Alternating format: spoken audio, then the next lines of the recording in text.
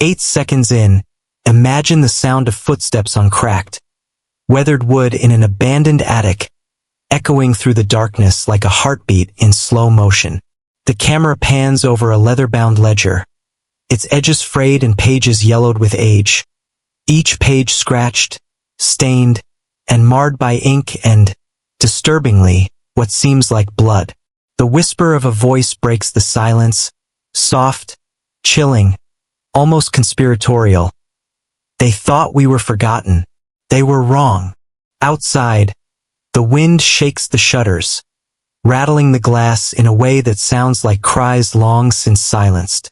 On the floor below, the faint outline of a map flickers under the dim light of a lantern, dotted with small excess marking disappearances.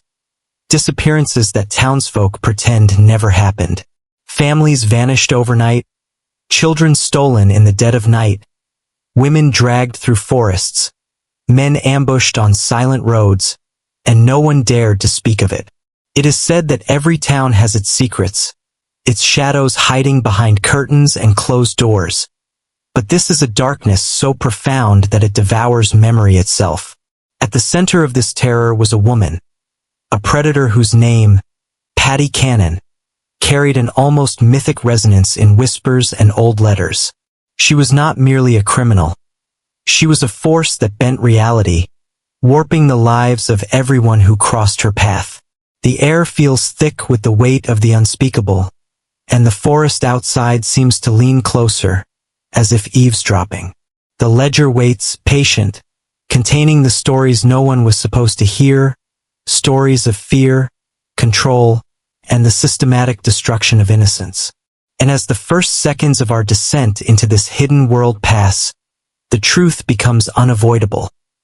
Some horrors are not buried, and some names are never meant to be forgotten. In the small towns along the Delaware and Maryland border, life seemed serene on the surface. Children played in dusty streets, merchants called out their wares, and church bells rang across the town square, promising order, faith, and safety.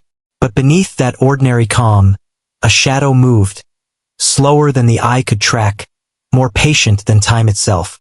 There were doors that never opened, windows that stayed shuttered long after the sun had risen. People whispered in hushed tones about neighbors who had vanished without explanation, about nights when the cries of children carried faintly over the wind, dismissed as illusions or drunken hallucinations. Families learned to smile through the fear, to nod at neighbors whose eyes betrayed anxiety they were too frightened to name. It was a town that forgot its shadows, or perhaps a town that learned to live alongside them, carrying their weight as silently as they carried the dead. And at the center of it all was Patty Cannon, a woman whose presence was as much rumor as reality, yet whose actions rippled through the community like poison in water. No one knew where she came from or why she had chosen this place, only that the people she touched were never the same. A child stolen from a doorstep, a mother left screaming at an empty crib, a father beaten into silence. The effects were cumulative, invisible, yet impossible to ignore. Cannon moved through the town as though it were her own body, knowing every shortcut, every hidden path, every blind spot in law and custom. Even those who suspected her felt powerless. The town itself seemed to conspire with her, with its complicity and denial, ensuring that her actions remained concealed. And while life carried on with the fragile rhythms of ordinary existence, a darkness lingered at the edge of every smile, every handshake, every gentle goodnight whispered to children too young to understand that evil had already touched their streets. The ledger was Patty Cannon's most intimate weapon, a testament to her meticulous cruelty. Bound in cracked leather, its pages were more than records. They were a map of suffering, each line etched with names that should have remained invisible. Some names were crossed out in desperate haste, as if someone had tried to erase memory itself. Others were blurred by age, water, or perhaps the trembling hand of someone who had held it after witnessing horrors. Each entry carried a weight that transcended mere documentation. A child stolen from the arms of a mother who screamed into the night, a man dragged into the swamp while the stars turned cold above him, a woman forced to disappear into anonymity with no hope of ever returning. To historians who stumbled upon fragments of this ledger decades later, It appeared almost ritualistic, the careful pattern of abductions and disappearances suggesting a logic beyond ordinary comprehension. There were dates and times, locations and details of victims' appearances, sometimes including subtle notes about their temperament or behavior, as though she were recording not just their physical existence but their very souls. Scholars would later speculate that the ledger itself acted as a psychological instrument, allowing Cannon to control the lives and deaths of hundreds with nothing more than ink, paper, and memory. To those who had survived encounters with her, even glimpsing the ledger provoked terror, a reminder that someone had been watching, recording, and deciding fates long before the world even noticed.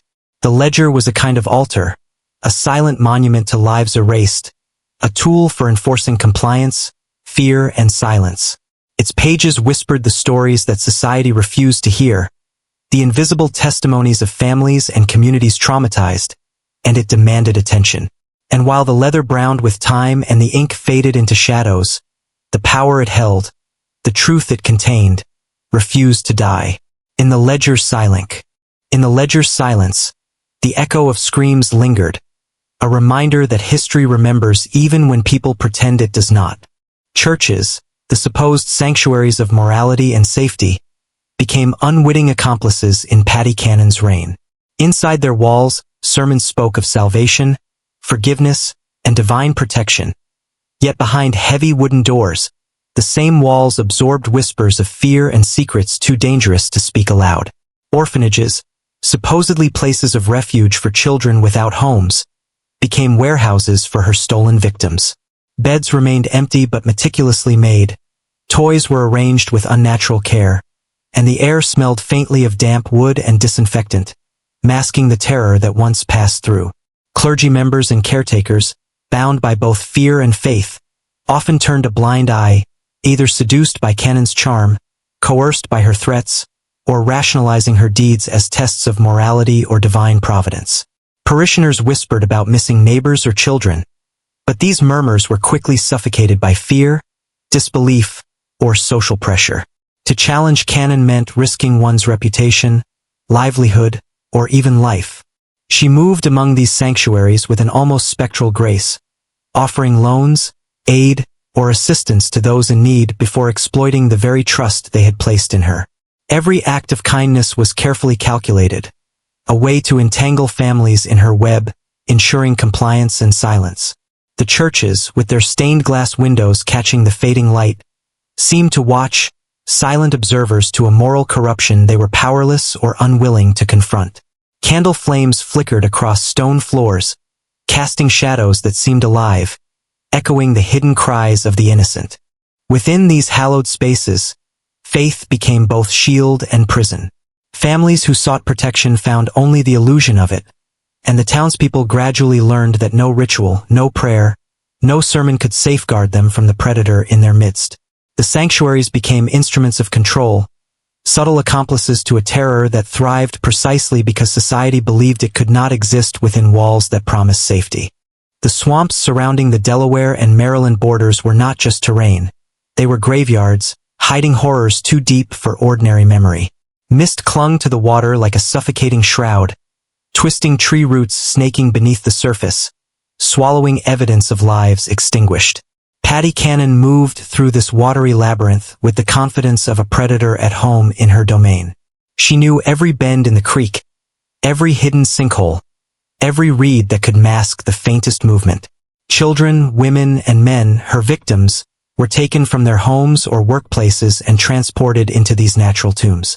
The swamp itself seemed to conspire with her, concealing footprints, erasing blood, and muffling the soft cries that rose at night. Local folklore remembers ghostly lights hovering above stagnant waters, accompanied by distant echoes of laughter or crying, sometimes so vivid that those who heard them swore they could not distinguish dream from reality. Bodies, when discovered, bore marks not only of violence but of ritual, hints of a grotesque logic, arrangements meant to communicate something only she understood, an intimate signature of terror that haunted the land. Some survivors later recalled how the smell of decaying vegetation merged with copper and mildew, a stench that would forever be tied to fear. The swamp was alive with memory, carrying the imprints of the lost through air, water, and soil, whispering warnings that no official report could ever capture.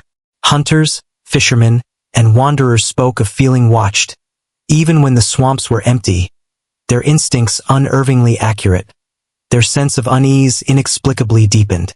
Cannon's mastery of the swamp made her omnipresent and invisible at the same time. It was impossible to know where she would appear or when, and even harder to imagine how anyone could escape her reach once caught in its maze. These wetlands, once thought natural and serene, became a living witness to cruelty, keeping the memories of terror submerged but never extinguished. Families vanished with an almost ritualistic precision, leaving behind echoes of life that would never return. Fathers came home from work to empty houses, kitchens full of dishes washed only in absence, cradles vacant and cold. Mothers clawed at the floorboards, called names into the night, begged the darkness for answers that would not come. Children, who once filled the streets with laughter, suddenly ceased to exist in the eyes of their communities. Patty Cannon's reach was intimate, penetrating homes, neighborhoods, and hearts with the efficiency of a shadow that knew no boundaries. She preyed on trust, exploiting the kindness of families, the desperation of those struggling, the vulnerabilities that society overlooked. Every abduction was calculated. The timing of raids, the selection of victims, and the concealment of evidence followed a rhythm only she could orchestrate. Some families tried to resist, barricading doors or fleeing at night, but her influence was more than physical. It was psychological, bending will and shaping fear so that even opposition became futile. Public shaming, threats, and disappearances of witnesses ensured that resistance carried a price few were willing to pay. The absence of loved ones reshaped communities, creating a network of grief, suspicion, and silent terror. Neighbors learned to avoid one another's eyes, to pretend that life continued as if nothing had happened. Yet, within this forced normalcy, trauma seeped into every interaction. Children learned to whisper, mothers to pretend, fathers to retreat into stoic silence. Over time, entire towns were complicit in the suppression of their own collective horror, as fear became a social language, teaching obedience and compliance. Cannon's actions created more than immediate devastation. They seeded long-term psychological damage, fracturing trust and instilling a pervasive, lingering dread that could be felt in every hallway, behind every closed door, and in every empty bed. The terror was not simply the acts themselves, but the way the community had been conditioned to accommodate, normalize, and eventually forget them. The psychological toll on survivors was devastating, a silent inheritance of terror that outlived the immediate horrors. Women who escaped Patty Cannon's grasp recalled the rasp of chains, the wet decay of swamp soil under their hands, the smell of iron and rot that clung to their skin. Their memories were fragmented, stitched together by flashes of violence, whispers of cruelty, and fleeting glimpses of her calculating gaze. Men, even those who were powerless to intervene, carried guilt so heavy it aged their faces before their time, haunted by the knowledge that they had failed to protect what was theirs. Children who had been hidden or abandoned struggled to piece together reality, their minds preserving only fragments, ghost-like impressions of warmth and terror, laughter and fear intertwined. Psychologists studying these patterns centuries later would recognize what we now understand as complex trauma, a condition so severe it reshapes perception, trust, and memory itself. Entire towns seemed infected by this shared psychic wound. Parents whispered to their children, urging caution, teaching silence, instilling obedience not out of morality but survival instinct. Streets that were once lively became hushed and watchful. Conversations ended abruptly, doors closed with an urgency that seemed irrational to outsiders. The terror had seeped into the air itself, creating an almost tangible pressure that weighed on every human interaction. Even generations later, descendants recounted family legends suffused with unease, memories of nights when lights flickered inexplicably, doors opened on their own, and the sound of footsteps haunted empty hallways. This was a horror that transcended time, a force that entered the mind and remained after bodies were buried or disappeared. Fear had become an institution in itself, teaching obedience, eroding trust, and instilling a knowledge that some horrors are so complete, so meticulously executed, that no official report or record could capture the full scope of suffering inflicted. In this, Patty Cannon's power extended far beyond her physical acts. It endured in the minds of the living, shaping lives long after her presence faded into shadow. Patty Cannon was not merely a criminal. She was the embodiment of a hunter who understood human psychology, as well as she understood the swamps she haunted. Contemporary accounts described her as deceptively ordinary in appearance, a woman who could disarm suspicion with a smile, soften her voice into charm, or harden it into command at will. She wielded her femininity as both mask and weapon, moving through communities with the ease of someone trusted, someone overlooked. But behind this facade was a mind that operated with terrifying precision. Victims were never chosen randomly. Each was selected with deliberate calculation, often those most vulnerable or least likely to be missed by authorities. She studied routines, learned family dynamics, and timed her abductions with chilling accuracy. When she struck, it was swift, clean, and merciless, leaving behind little evidence except the gaping absence of those she took. Her cruelty was clinical, devoid of passion, as if she derived her strength from the cold execution of her design rather than the act itself. She understood fear not as an emotion but as a tool, a commodity that could be bartered, hoarded, and inflicted to keep entire communities silent. Neighbors, church leaders, even local authorities. She played them all like pieces on a board, her charm compelling, her threats final. Those who dared to resist found themselves discredited, ruined, or erased entirely, their fates folded neatly into the same darkness that swallowed her victims. She thrived on control, on bending not only individuals but entire systems to her will, making her more than a predator of people. She was a predator of order itself. In her presence, morality collapsed, faith faltered, and fear became law. She was no ordinary villain of her time. She was a symbol of what happens when cruelty is allowed to weave itself seamlessly into the fabric of daily life. Orphanages became the perfect camouflage for Patty Cannon's operations. Sanctuaries twisted into staging grounds for disappearance. Children arrived at these institutions under the guise of protection, deposited by grieving relatives, widowed mothers, or authorities who promised safety but delivered silence. Within the walls, life appeared orderly. Rows of narrow beds lined the dormitories, wooden toys sat neatly on shelves, and prayers were recited at dawn and dusk. But beneath the surface, there was a void, an emptiness that spoke louder than any ritual. Children vanished without explanation, their names scratched out of records or replaced with false entries written in hurried ink. The caretakers, bound by a mix of fear and complicity, muttered explanations about illness or distant relatives reclaiming their kin, stories that pacified outsiders but never matched reality. At night, the halls echoed with the muffled sobs of children who knew too much, who saw the empty beds beside them and understood that silence was their only shield. Some swore they heard footsteps long after curfew, soft creaks on the floorboards, followed by the sound of doors closing where no door should exist.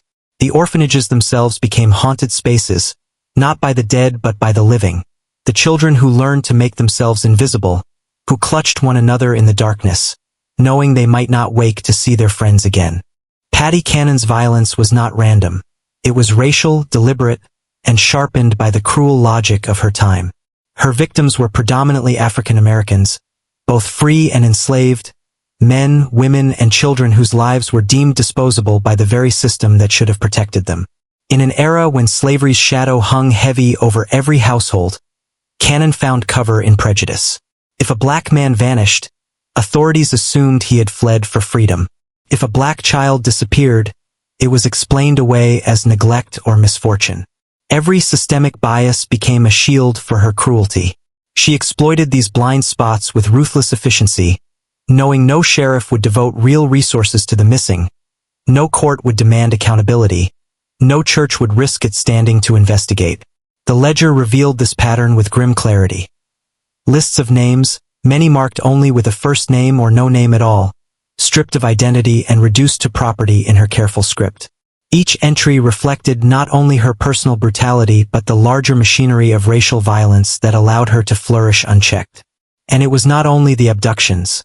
It was the way communities learned to rationalize them, to accept the erasure of black lives as an unfortunate but unremarkable fact of existence. Patty Cannon's violence was not random. It was racial, deliberate, and sharpened by the cruel logic of her time. Her victims were predominantly African Americans, both free and enslaved, men, women, and children whose lives were deemed disposable by the very system that should have protected them. In an era when slavery's shadow hung heavy over every household, Cannon found cover in prejudice. If a black man vanished, authorities assumed he had fled for freedom. If a black child disappeared, it was explained away as neglect or misfortune. Every systemic bias became a shield for her cruelty. She exploited these blind spots with ruthless efficiency, knowing no sheriff would devote real resources to the missing, no court would demand accountability, no church would risk its standing to investigate. The ledger revealed this pattern with grim clarity. Lists of names, many marked only with a first name or no name at all, stripped of identity and reduced to property in her careful script. Each entry reflected not only her personal brutality but the larger machinery of racial violence that allowed her to flourish unchecked. And it was not only the abductions. It was the way communities learned to rationalize them, to accept the erasure of black lives as an unfortunate but unremarkable fact of existence. The horror was not simply in her acts, but in how society itself became her accomplice, turning away, muttering excuses, hiding behind laws designed to protect white comfort while black families wept into the silence. Her cruelty was both individual and systemic, a grotesque partnership between one woman's sadism and an entire culture's indifference. In her hands, prejudice became a weapon sharper than any blade, and through it she carved wounds into the fabric of history. Wounds that would fester long after her death, shaping not just lives but the collective memory of a nation that preferred forgetting over facing its own complicity. By the early 1830s, disappearances no longer shocked the townspeople. They had become a grim rhythm woven into daily life. Mothers stopped asking questions when their children failed to return home.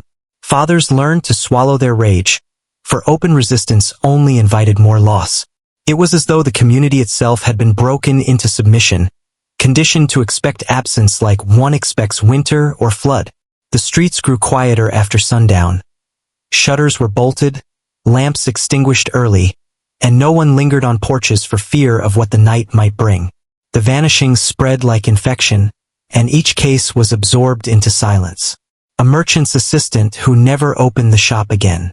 A farmhand whose bed lay empty one morning, his boots still by the door. Two sisters whose laughter was last heard drifting from the riverbank before dusk swallowed them whole. Some whispered that the earth itself was swallowing people, that spirits in the swamps demanded sacrifice, but most knew better. They knew whose shadow fell across their town.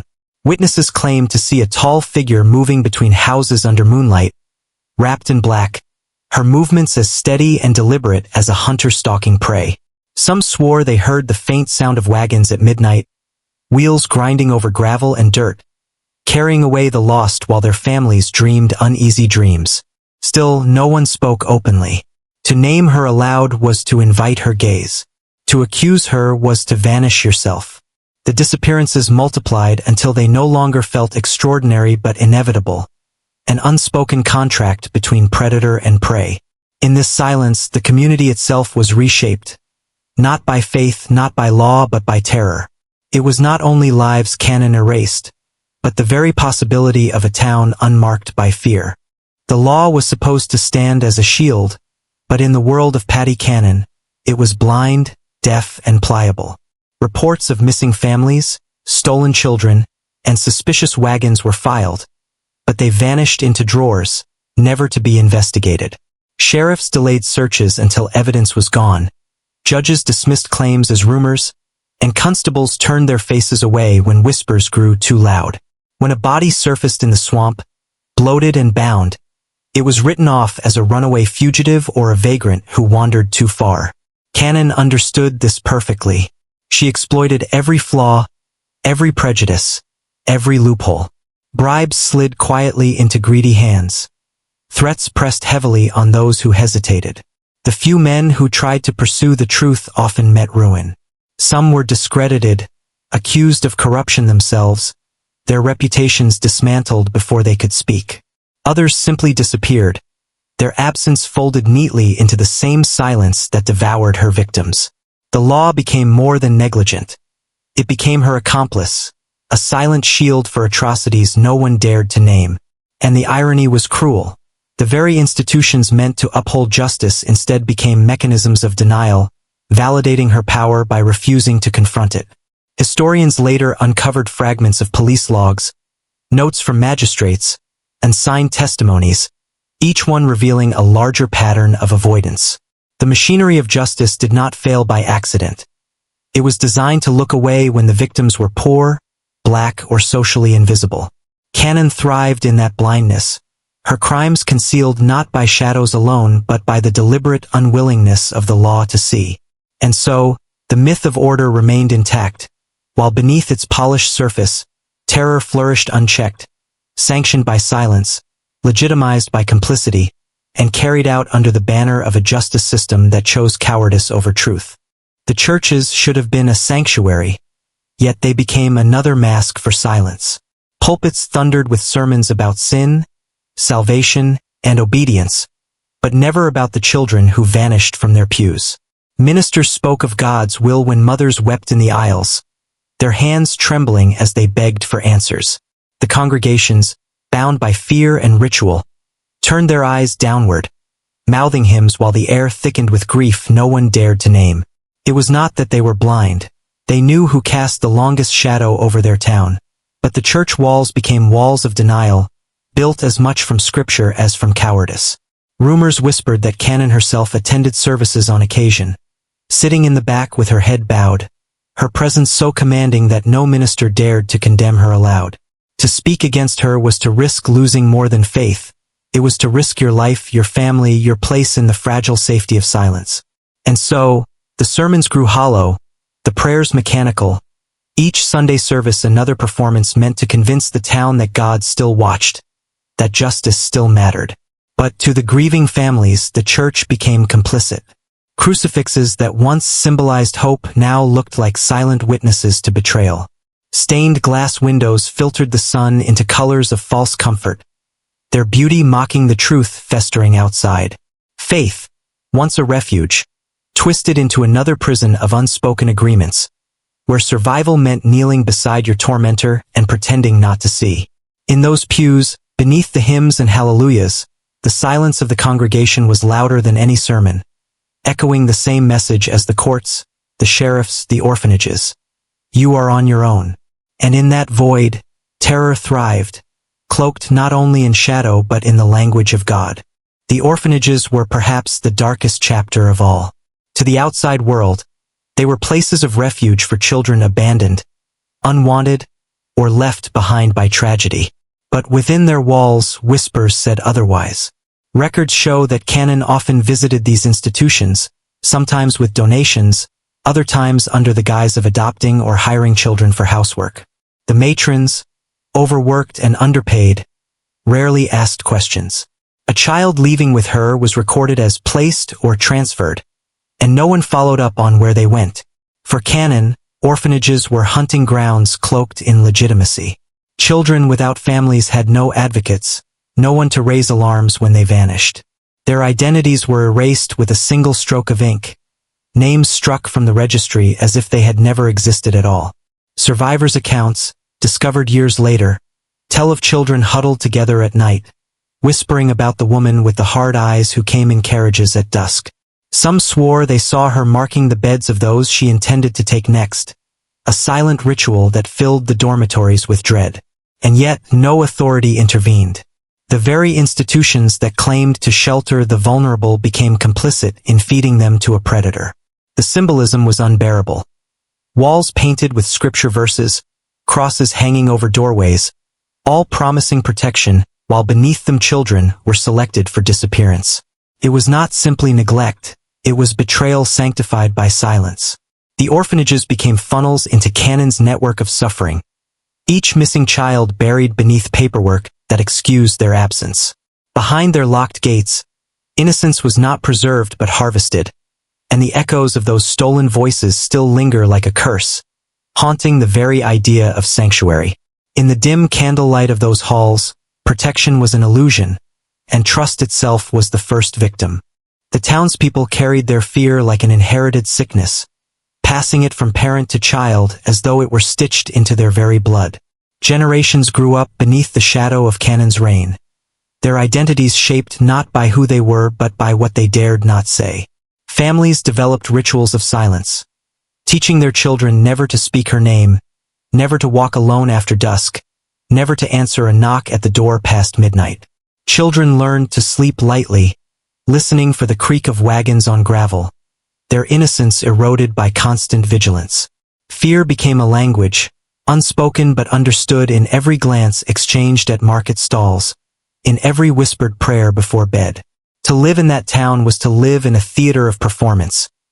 Neighbors greeted each other with smiles, festivals continued, marriages were celebrated, but beneath the surface, everything was theater. Joy was brittle, laughter hollow, for everyone knew it could be shattered at any moment by disappearance. In time, fear itself became more powerful than Cannon's hand. The terror of what might happen replaced the need for constant violence. People censored themselves, controlled each other, and maintained the silence she required without her lifting a finger. The psychological toll was profound. Families began to distrust one another, wondering who had informed on whom, who had seen but chosen not to intervene. Bonds of community frayed until every household became an island, defending its own survival.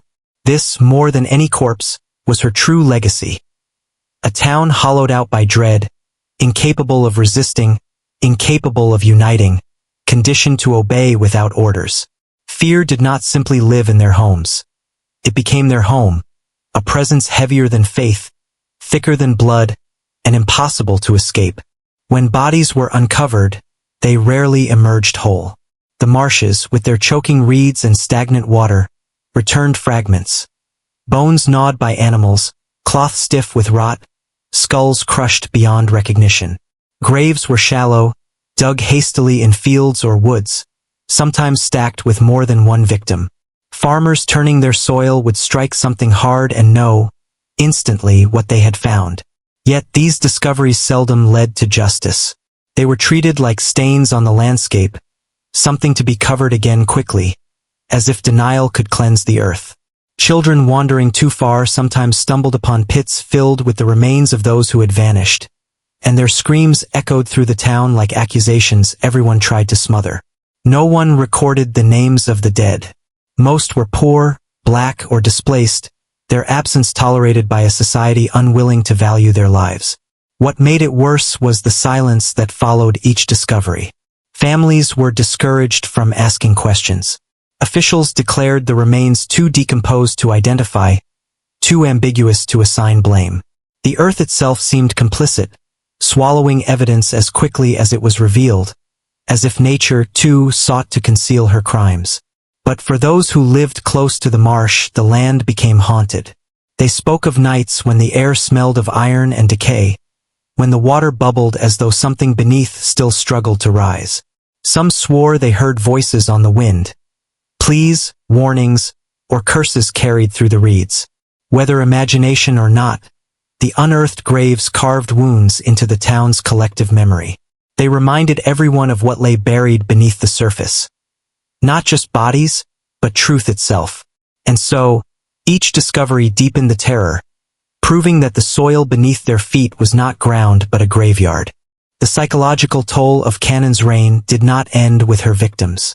It seeped into the minds of those who survived, reshaping them in ways they could never admit aloud. Children grew into adults who never slept soundly again, their dreams filled with wagons rattling down unseen roads, with screams muffled behind barn walls. Men who once believed themselves protectors were hollowed by guilt, their silence replaying endlessly in their thoughts, their manhood eroded by the knowledge that they had failed to act. Women carried their grief like a second body, one they could not bury, whispering prayers at night not for salvation but for forgetfulness. And yet forgetting was impossible. Trauma became a cycle. Parents, desperate to keep their children alive, raised them in fear, teaching obedience not as virtue but as survival. The next generation grew up with no memory of Cannon's face, yet her presence lingered in the rules of their households, in the terror that shaped their choices. Whole families became haunted lineages, their history marked not by pride or resilience but by the inherited silence of terror. And when outsiders visited, they found the town strangely restrained. Voices quiet, laughter subdued, joy clipped short as though no one trusted happiness to last. The true horror was not only what Cannon had done but how thoroughly she had broken the spirit of an entire community. The people became her living monuments, walking testaments to fear's power long after her body was gone. It was as though she had carved herself into their psychology, ensuring that even in death, she continued to rule. What she left behind was not a town of survivors, but a town of prisoners whose chains were invisible, forged not of iron but of memory. Whispers of Cannon's end were as fragmented as the bones found in her marshes. Some accounts claimed she died in prison, wasting away in a cold cell while the state debated whether her crimes were too grotesque for the gallows. Others swore she escaped justice entirely, vanishing into the wilderness, her name omitted from official ledgers as though she had never existed. There were even rumors that she was buried in secret, her grave unmarked, because no churchyard would consecrate her body. Yet the most disturbing version did not involve her death at all. In the towns she terrorized, mothers told their children that Cannon never truly died, that her spirit lingered, restless, stalking the edges of fields and waterways where the reeds grew thick. Farmers reported seeing a woman in the distance at dusk, her shape blurred against the horizon, standing too still, too silent, watching. At night, windows creaked open on their own, and families swore they heard a woman's voice calling softly, almost coaxing, like a mother summoning a child indoors.